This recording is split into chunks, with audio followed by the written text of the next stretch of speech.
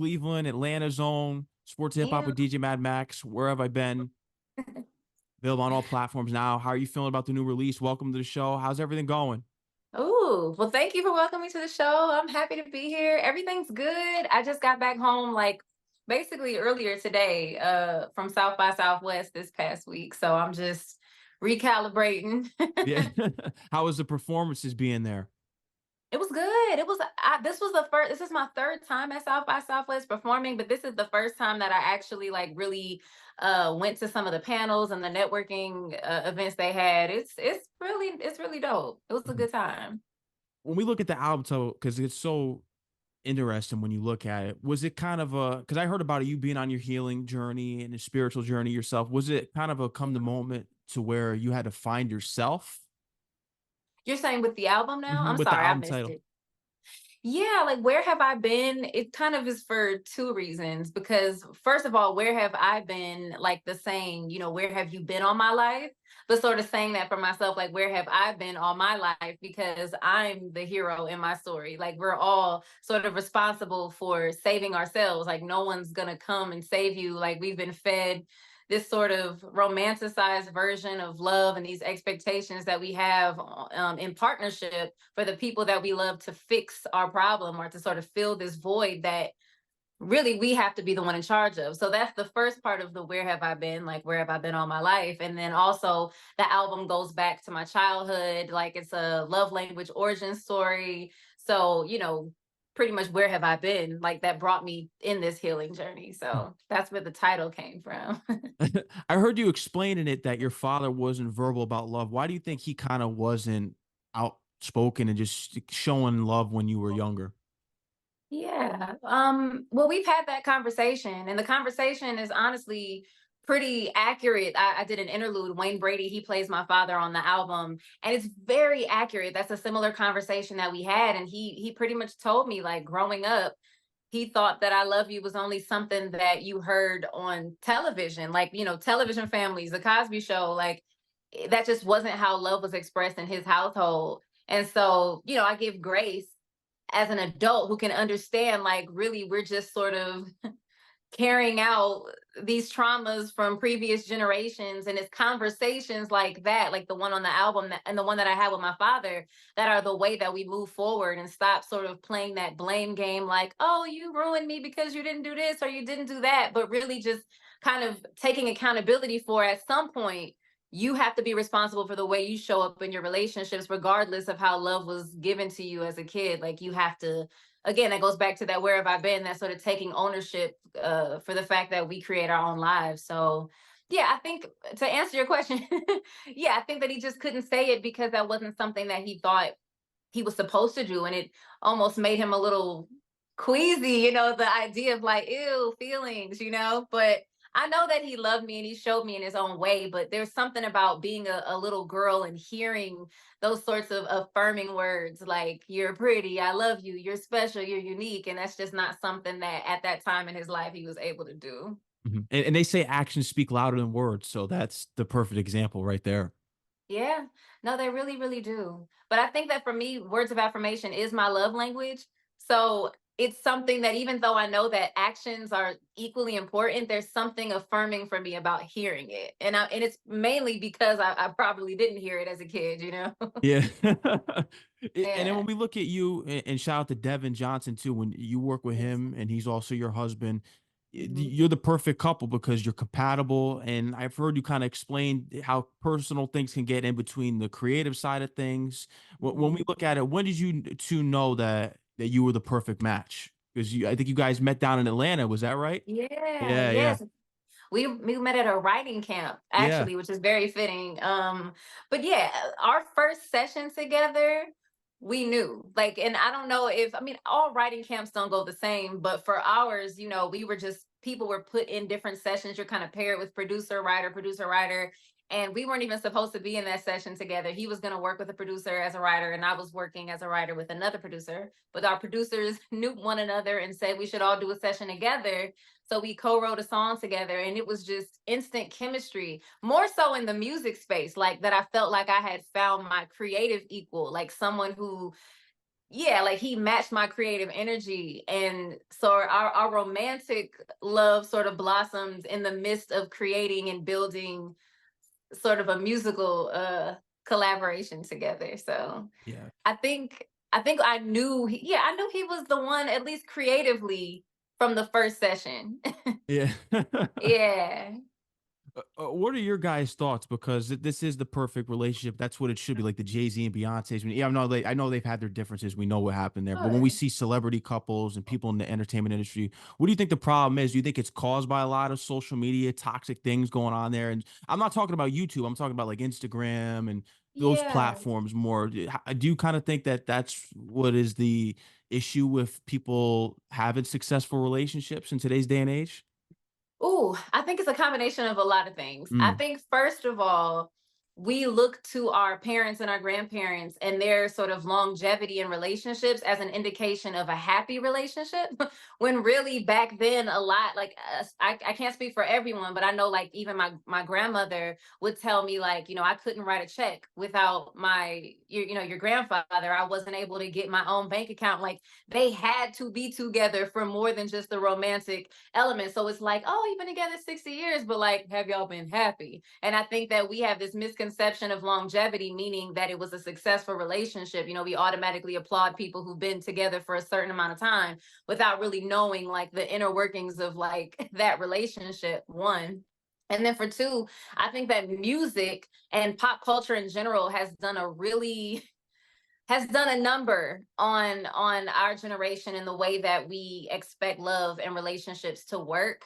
And I mentioned earlier like that sort of Disney romantic comedy, like happily ever after narrative, where we sort of look for partnership as a way for just as a source of pleasure, really, but not really understanding the work that it takes to have an actual partnership, because that's someone who's a mirror for you. That's someone who's holding you accountable, someone that you're on this growing, healing journey with, and it's not always beautiful. And so I think that pop culture has done a number on us by painting romantic partnership to be this butterflies constantly, and this romanticized ideal of love that isn't sustainable and isn't very realistic and isn't the whole picture.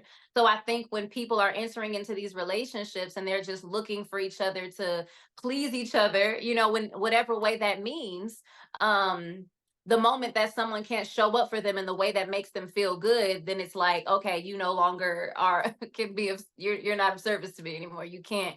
So and then third, I think social media has done a number on relationships, like just like I was mentioning with music and just sort of the narratives in music, especially hip hop right now is very divisive, and a lot of podcasts are sort of playing in on these hot button topics that are sort of playing the blame game among who's wrong and who's right and who's toxic and who's narcissist and all these like words that are just popping up right now, when we need to have a conversation, like a conversation to understand, to actually listen and receive the other party's traumas and experiences and expectations, instead of us just expecting each other to be mind readers, when men and women, we've been conditioned differently about what love is supposed to look like too, because I don't know if you grew up looking at romantic comedies and Disney movies as the blueprint for love. Probably not. That's more of young women are programming, and it just doesn't match the narratives that men are fed, so we don't even know how to communicate with each other anyway in that regard mhm. of how we've been conditioned. I agree with everything you said because when we look at it, I think men are dogs. There's no doubt about it when we look at it, and this is the reason why, because you're seeing the power in numbers with the women's movement today, and it's necessary so because of how men have treated women over the years, and Yes. like it is, and it's terrible that it's happening to good dudes out there too, because they don't Yes. deserve it, but it's karma for what men have done. But when we look at it, do you feel as though like females? They're following a path because I blame Kim Kardashian. She's the Oh. reason why the downfall of society. She really is. I can't stand her. That's just me. I'm not gonna have you throw her on. That's me. I'll take the blame. She stinks. Anyway, when we Wait, look, wait, I'm so intrigued. You think she's the downfall of yes, humanity? yes, it's society. Yes, because Like, elaborate. I think she's the downfall of society because she ruined it to the point that everyone has to get fake transplants, all these different things. They have to do all this toxic stuff on camera. Everyone has to Mm, have an OnlyFans. Everyone has to have a sex tape. So she really just out. It just really was the front runner to all this on the internet and media of just mm, toxicness, and women followed it, and that's what created more toxic women. And then they keep following, and they think that's the blueprint. That's why you have all these OnlyFans, mm, why women do things for attention, and it just makes them act out of character. And I think she was the root cause of it. Sorry, Kim, it's mm. Now, Kardashian.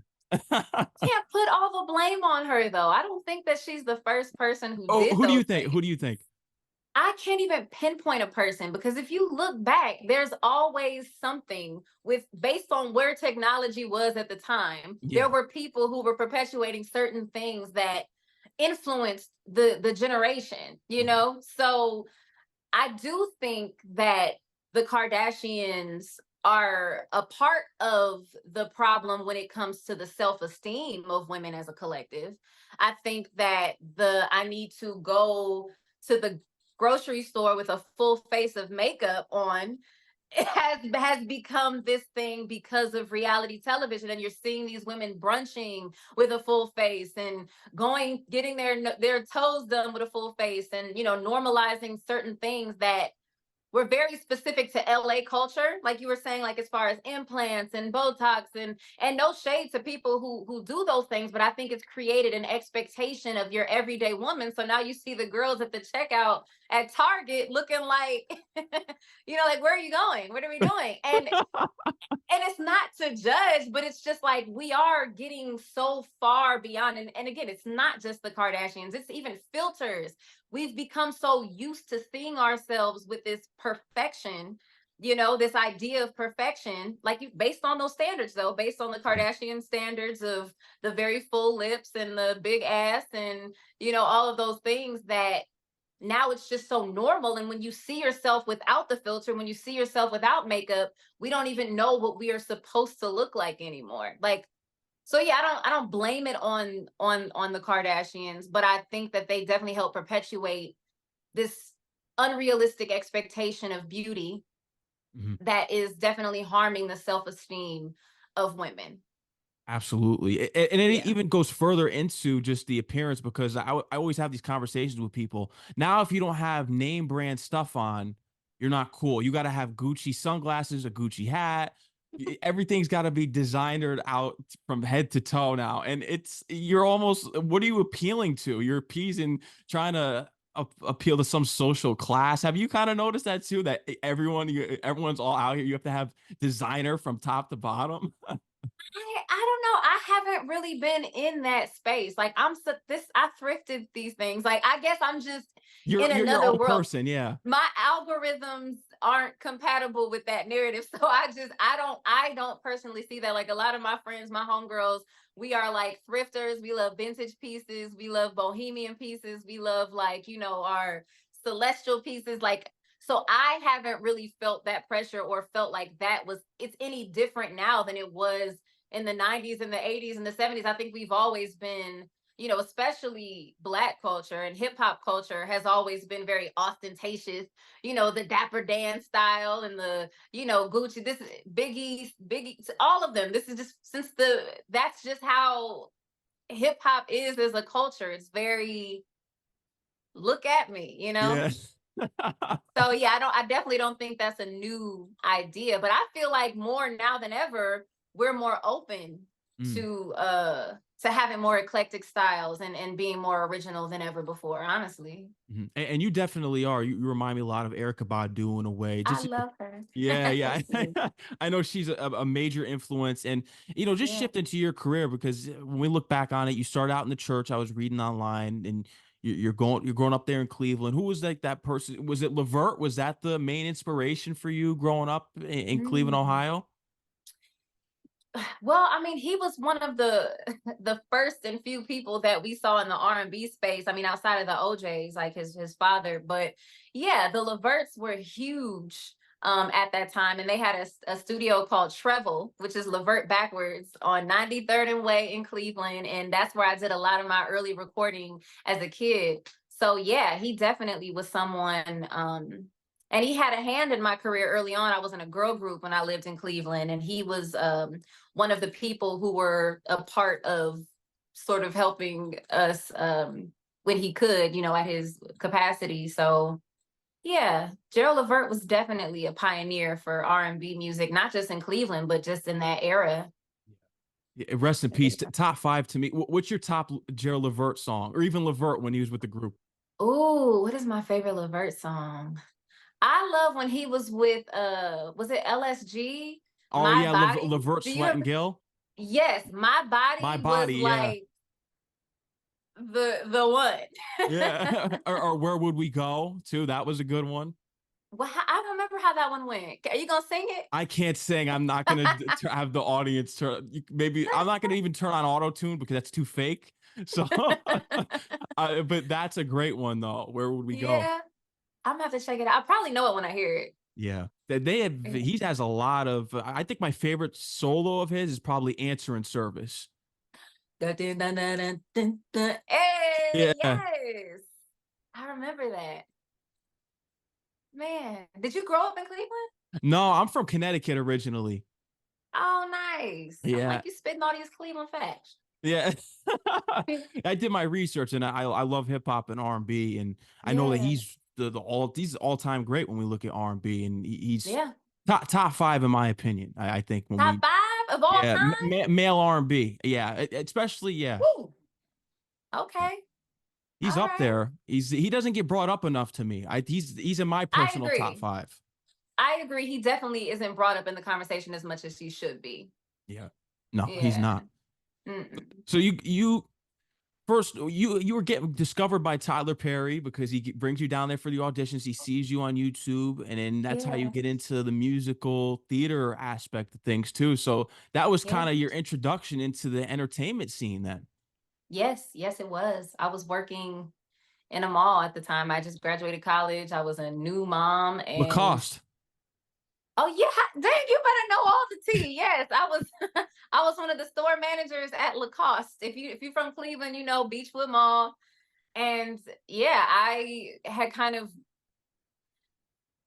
accepted the fact that music may not be the thing for me. I like I mentioned, I was in that girl group until I was like 19 years old, and I was a little jaded by the industry and just sort of the way things went down at that time. It was just a different industry, it was a different landscape. We didn't have social media, we didn't have um independent the independent artist movement wasn't what it is now. So I just assumed that that was the only way to create music and to make music and to have your artistry was to be in a major label system. So by the time I was done with the group, I was like, okay, I'm just going to college.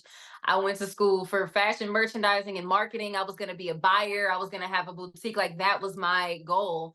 And so I was like, maybe I'll write for other artists at best, but like I had no desire to get back in the industry at that time. And yeah, Tyler Perry saw some YouTube videos that I had put up years before, and it definitely was my introduction into the industry. It was that job at Lacoste was the last sort of 9 to 5 job that I ever worked at. And I remember being a single mother and getting this opportunity to audition, like you mentioned. And they were like, look, if you leave, you can't keep this job. You're a key holder. You're not just an associate. Like, this is your career.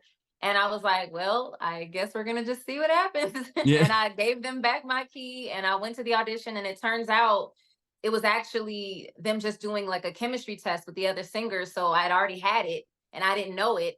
And yeah, it changed my life. It was my first touring experience. And like you mentioned, my first sort of bigger musical theater experience. And yeah, it changed my life. It changed my trajectory for sure. Hmm. Do you think that's the issue with a lot of people in society, is that they're afraid to say no and just leave, and because you took the risk and you went and you I auditioned, did. said screw the job. Do you think I that's a did. lot of people's issues, that they just don't have the courage to take risks? Yeah, I think that, and rightfully so. I get the I get where the fear comes from. Like it's easy. Like our mind is very fertile for seeds of fear as humans. Like that's natural. So I don't judge because I've moved in fear before, but I know that when I move with love and intention and I bet on myself and I don't allow fear to be the moving force for my choices, that things always work out. And I truly believe that having intention and actually having a plan, because I didn't think, I felt like I was good. I knew that I was good. I had done the work my whole life, so I didn't feel like I was just taking this crazy risk like I've never sang before. Let's see what happens, Yeah. so when you are prepared, that sort of removes that fear, in my opinion. So I felt like I was prepared. I felt like I was worthy. And yeah, and I do think that more people need to stop moving in fear, because the reason why things don't work out is because you're moving from a space of fear. And then that's ultimately what you manifest, you know? Mm. When did you realize that manifestation was real? Because you're on the whole spiritual journey. Yes. I realized manifestation was real when I moved to Atlanta in like 2011, because I had just I started learning about the law of attraction. I had just read this book called The Secret. I feel like that's sort of the gateway drug into opening your third eye because a lot of people have that same story of like, yeah, The Secret changed my life. But yeah, I found that book, The Secret. I read it and I started doing some of the practices from there. So the law of attraction basically says, how words have power, sort of like what I'm talking about on the album Where Have I Been. You attract what you put out there. Energy isn't created or destroyed, it's just exchanged. And the same is with how we vibrate and the words that we speak and having intention. And so one of the things was creating a journal, a gratitude journal. And so on the journal, at the top of it, I would write down everything I was grateful for that day, like big, small, whatever. And then at the bottom, you write, I'm so grateful now that. And that's more of the vision part where you're speaking it as if it already is. And at that time, I was like, I'm so grateful now that I live in Atlanta. I'm so grateful now that I met a man who loves me as much as I love him, who loves music, who's this. Like I was very specific.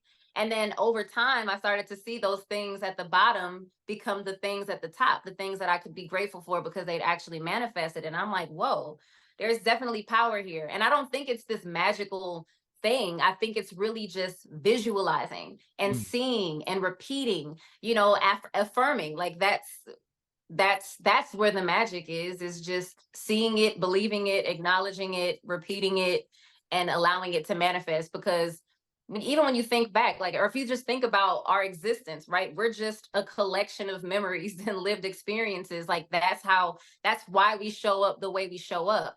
And our body literally cannot distinguish between a memory or what we perceived it to be. You know what I mean? Like Mhm. that's the reason why our heart starts to pound if we hear something drop in the room, like, oh God, is this danger? And your whole body reacts, but nothing's actually there that's causing it. So that same feeling, that same internal system of how things manifest in our body is the same way things manifest in life. And so if you can visualize yourself being in a space of success and what it looks like and very detailed about it, your body can't distinguish the difference of if that's actually happened or if that's just something you've created in your mind. Mm.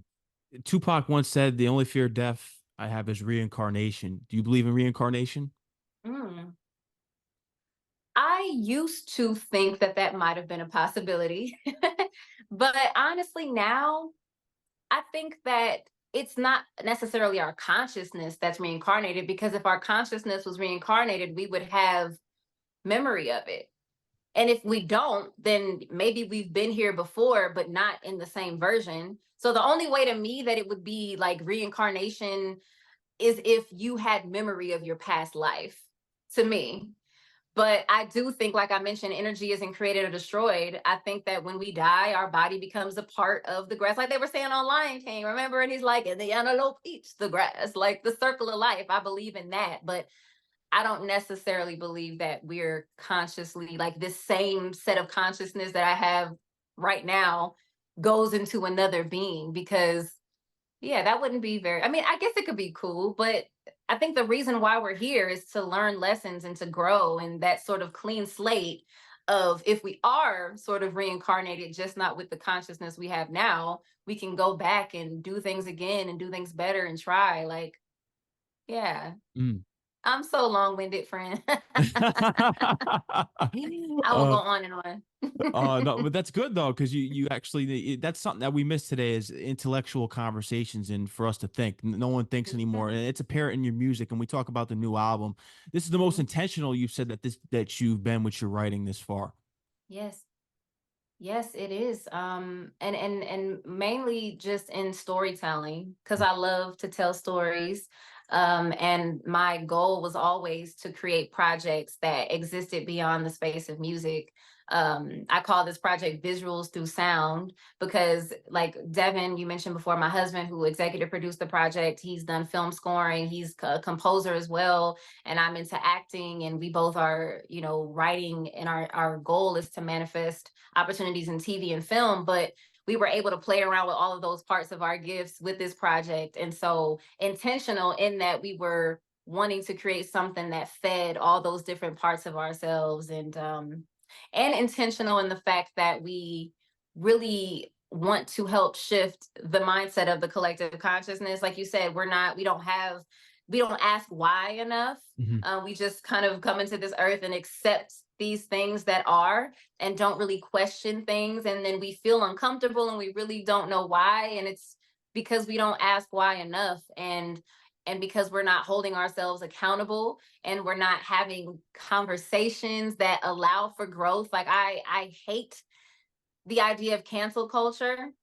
I think that it creates an unnecessary fear that doesn't allow room for conversation, because you cut people off before you give them the chance to learn. Like, it's the whole idea of even the prison system. I know this seems like it's off topic, but it's not. But like, No, go you're on, never please. truly rehabilitated, right? Because then when you get back into society, you have to constantly tell your employer and tell people that this is something that I've done, and they hold it against you even though you've already paid your debt to society. And I feel like that's the same thing with cancel culture. Like, what's the statute of limitations? Like, how long do I have to be in this space of like, I'm sorry, I'm sorry, I'm sorry, versus it being like, hey, I messed up, I wasn't knowledgeable of this topic, or I wasn't aware of the sensitivity of this, or I'm just ignorant to it because I'm in my own bubble, as really we all are more than ever, because we all have our unique algorithms, really. Like, we're all literally living in our own world and reality. So I think we need more grace, because it's just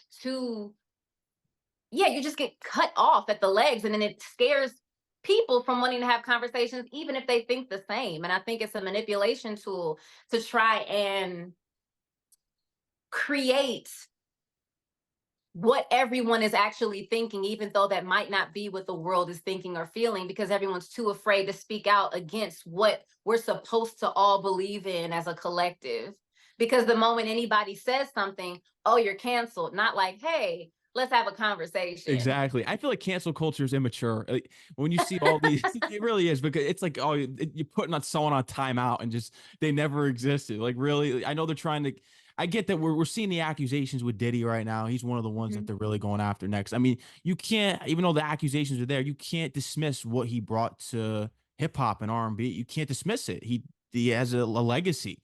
So are we Yeah. just going to cancel him and just erase him and throw him into the void? It just doesn't make any sense to me.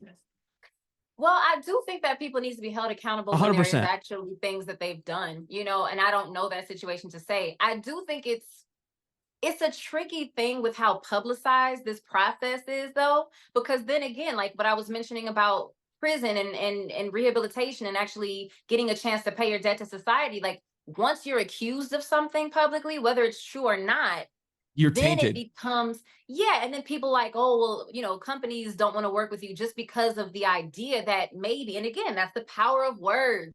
That Yeah. just seems like it's literally all boils Yes. down to that. Like, I can plant a seed, and even if that seed isn't accurate, like the seed that I've planted isn't really about to bloom a sunflower, but I'm telling everybody it is, me saying that it is enough for people to feel like, oh, I guess the sunflower is about to grow. But then when time goes by and it doesn't, nobody sticks around long enough to see how it plays out. It's immature, and that's the times that we're living in now. It comes from stems from Yeah. social media, sadly, Yeah. and that's what it is. Society is living through social media, and the thing that's so great about social media, I remember the days of when it was just YouTube, and that YouTube was what you thrived off of, the covers, diamonds going crazy. People, I mean, how do you look at your career? Because when we look back on it, the covers, people, they still say to this day, man, I remember the first day that I saw your cover of Rihanna, and then you doing Yeah. Monica and blending that with SZA and all the things that you've done in the Yeah. past. So, how do you look back on that time of you just being on YouTube to now you're back up singing for Lady Gaga, Rihanna, Beyonce, Brandy, Patti LaBelle, Mhm. the Empire cast? I mean, these are Yeah. heavyweights. These aren't just Yeah. regular singers here. How do you look back on you making it through your own means and people still remembering you from YouTube? Mm. Well, I'm grateful for my journey. I Mhm. am. And I hope that my journey is a testament to the power of doing things independently. And, we are in a time where everything's so fast, kind of like what you said with social media and our attention spans. And so, people rise very quickly and then they fall very quickly. But my goal from the beginning was always to be independent so that I could keep my creative control and sort of not have to be indebted to someone who has an agenda that may not be in alignment with mine. You know what I'm saying? So I'm grateful for the way that I've done things. And I hope that it is a testament to people who are looking to start their career and know that they have the power to create their own story and their own journey, and that success is not a one size fits all journey. Um, yeah, it's been a long time, and I knew that it would be that way. Like the cover that you mentioned, like the Rihanna Diamonds cover, goodness, that was like 2012 or 13, like over a decade ago, and yeah, that has always been my intention, is to move with intention, and that slow and steady wins the race. So I'm grateful for all the things that Devin and I have been able to accomplish on our own, and that people still remember those parts of us because they're still who we are, and and I'm grateful that our fan base and our supporters were able to grow with us in that way and still grow with us in that way, because I think that there's a closeness that we have with our tribe. My supporters, I call them supernovas.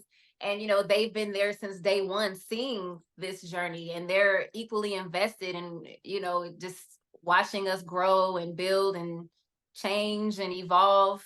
It's beautiful. Mhm. How did it feel to be on The Simpsons season 34?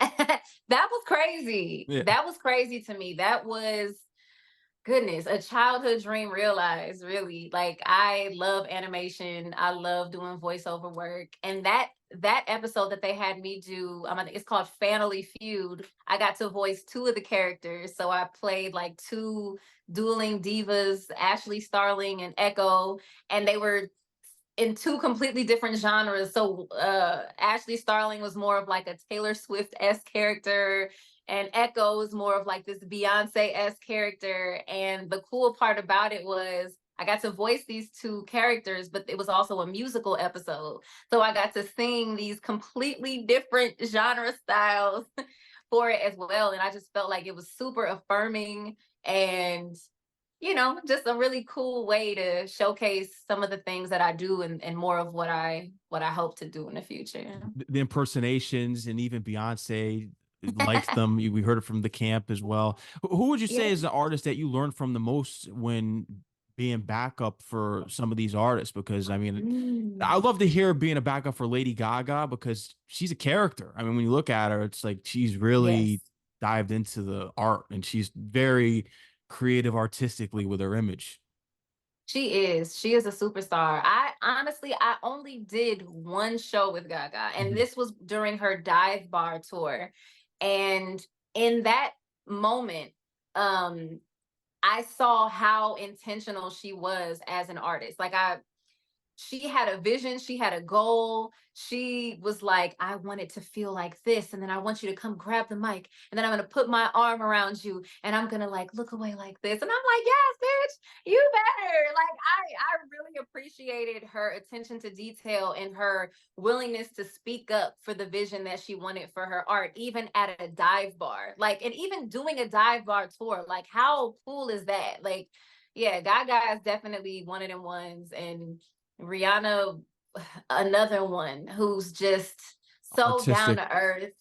She's so she's such a family person. Like, the tour, all of the people on the tour, the band, the singers, we would all hang out, and she wanted to be involved in the things that were going on. If there was a bowling night, she's like, "Oh, you're not gonna invite me? Like, I want to go." Like, so it's just, it was like a family, and she was one of the only artists that I actually toured with. I toured with her twice. And the rest of them were more like one-offs or like award shows and things like that. So It- I'm grateful. I'm so grateful that I've got to learn from so many incredible artists. Yeah, 100%. When you look at it from the artist, have there been any that invited you to when they record in the studio? I always wondered about that. When you sing for them live, do they ever invite you to the in-studio Mm, recording sessions? I have not been, not from people that I've sang background with. Well, no, that's a lie.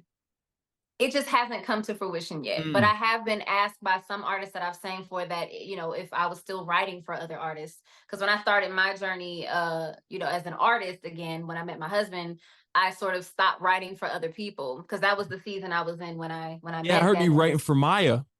Yeah, I was writing. I wrote, I think about like 8 songs for Maya over the years. And Melanie Fiona, who's a friend of mine now that I met from that experience. And yeah, honestly, I'm getting back into my writing for others bag. We are going to manifest that here today, Yeah. that I'm going to get back on, because I really did enjoy it. Because, when you're writing for yourself, it's so personal, but there's other characters and subjects and things that I would love to carry out and live vicariously through other artists.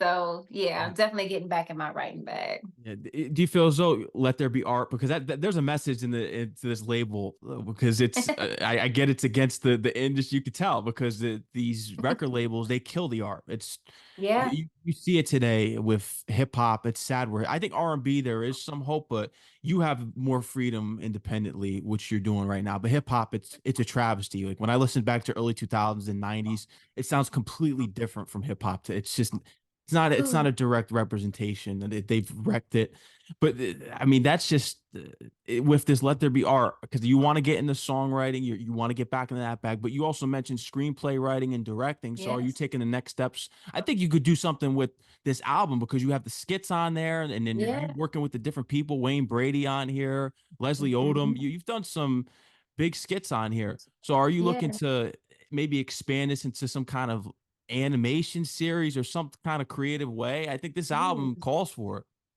Yes, no, thank you so Mhm. much.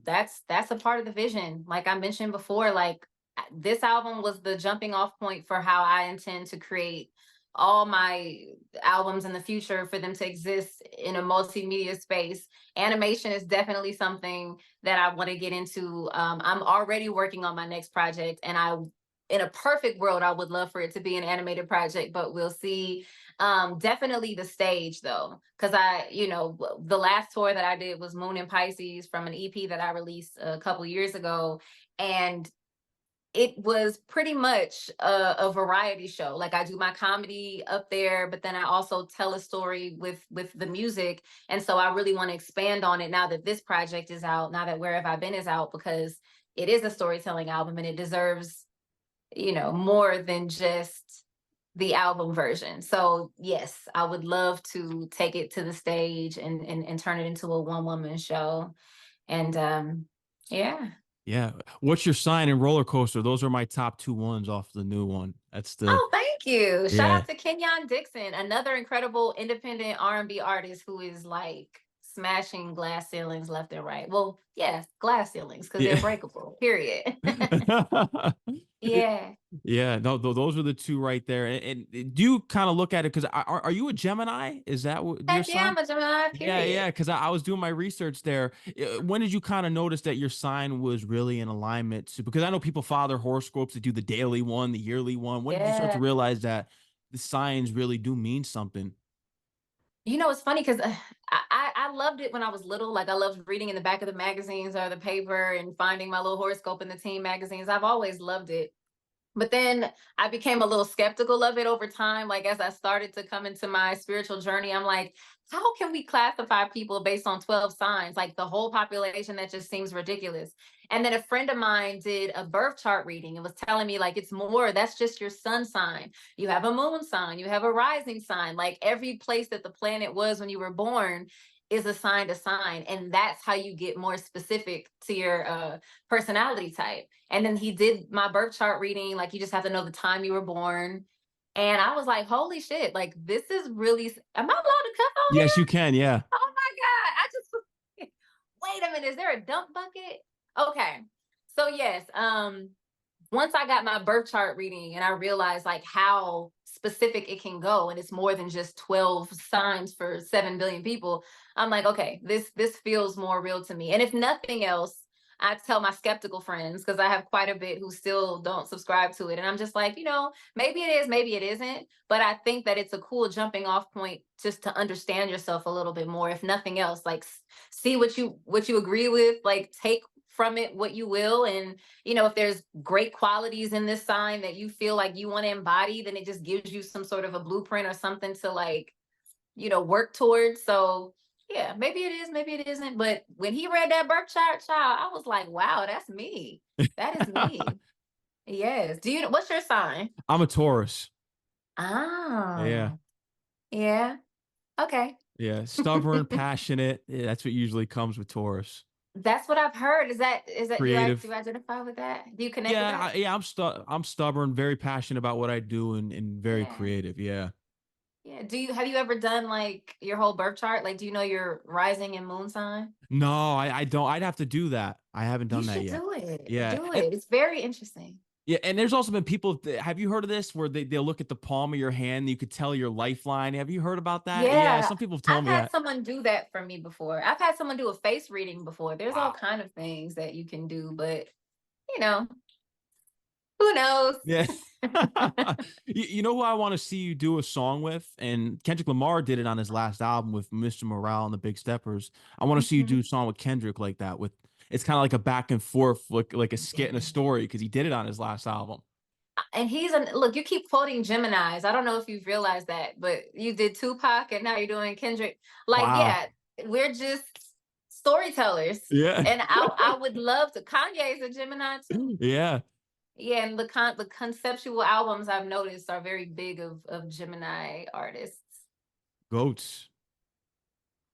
Period. So what's on the way now? Now that you have the album, you just mentioned you got South by Southwest. You came back from that. So what do you have planned now? Next, what are the next steps for this year as far as the album goes, and just elaborate on the kind of things, expand on for what we've spoken about.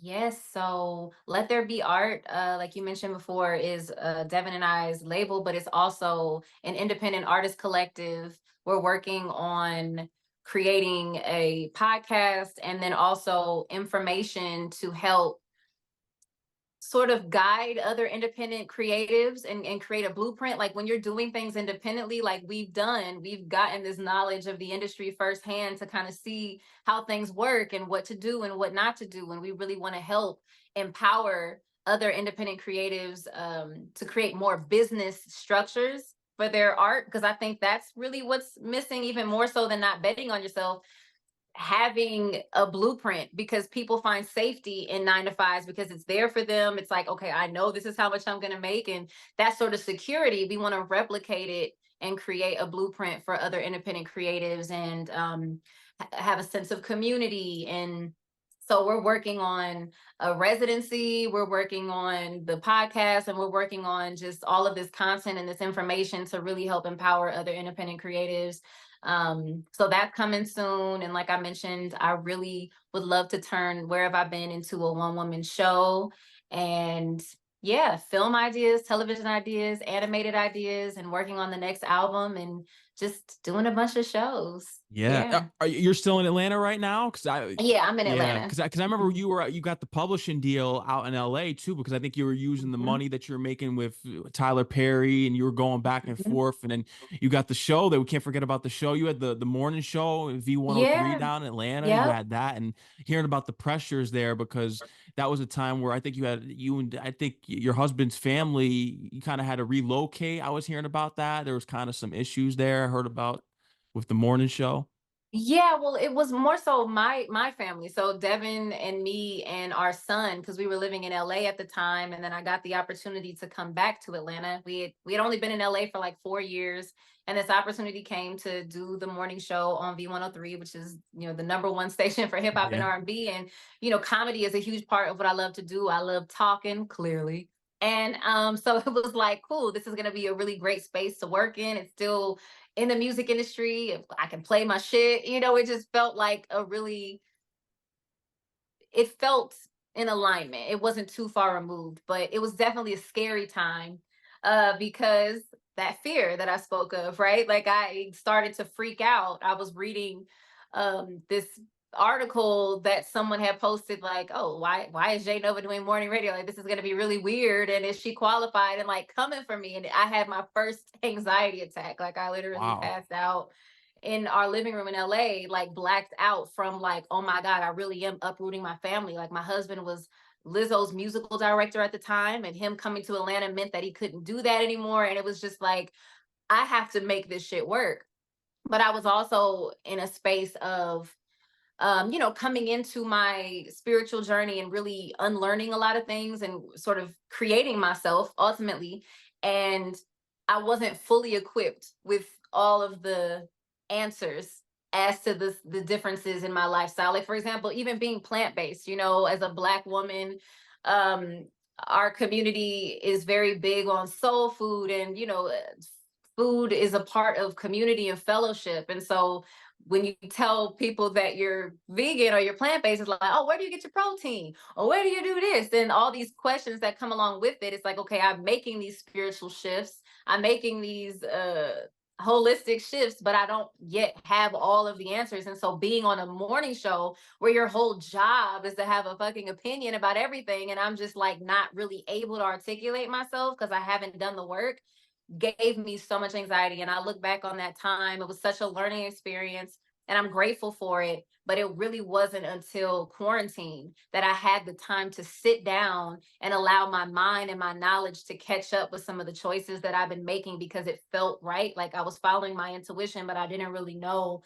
why I was making these changes yet. And now, honey, I welcome all questions Yeah. because I know my shit. I've done my research, and I'm, again, knowledge is will crush fear every time. When you are equipped and you know your shit, yeah, there's nothing to be fearful about. I know who I am. Yeah.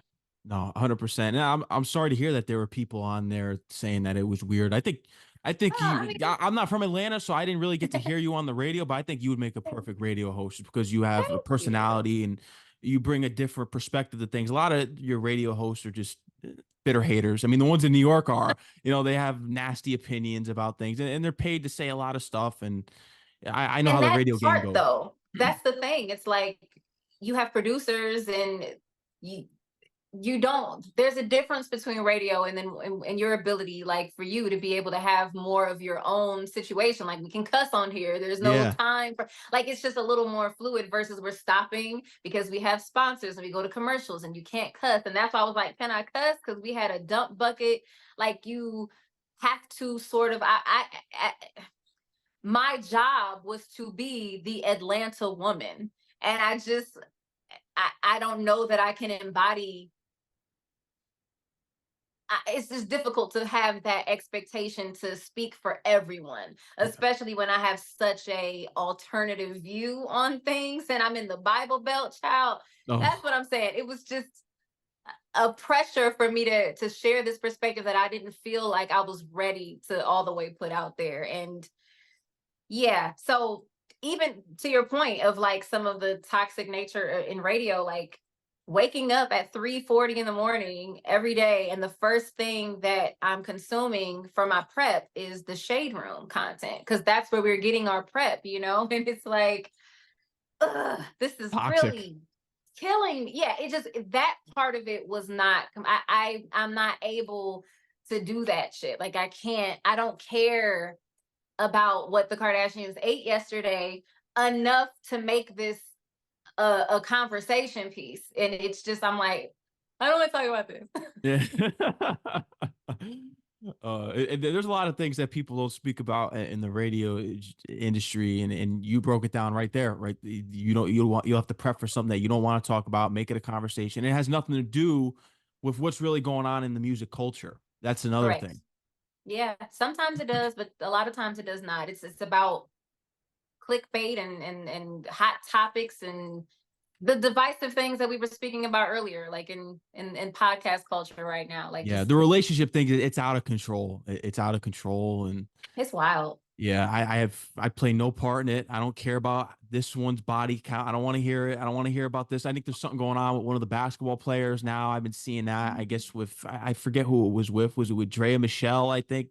Oh, Yeah, yeah, they're having a baby. yeah. There's been all these podcasts saying that she was with this one, she did that with this one, and she's 30. Well, he's 22. Who? How about this? Who gives a shit? How about, like, people are so triggered and Oh, opinionated about the decisions of other people. It's like it doesn't affect you at all, and they want to make a dissertation about all these things, and it's like, for what? yeah. It. I can't Who stand it. cares? I like keeping it like conversations like this and just music about the person. I have Yeah. no time for toxicness, but I mean, and then we look at That's My Jam, the four. You've done those Mhm. shows too, so that's you have your Yes, experience of on the TV too.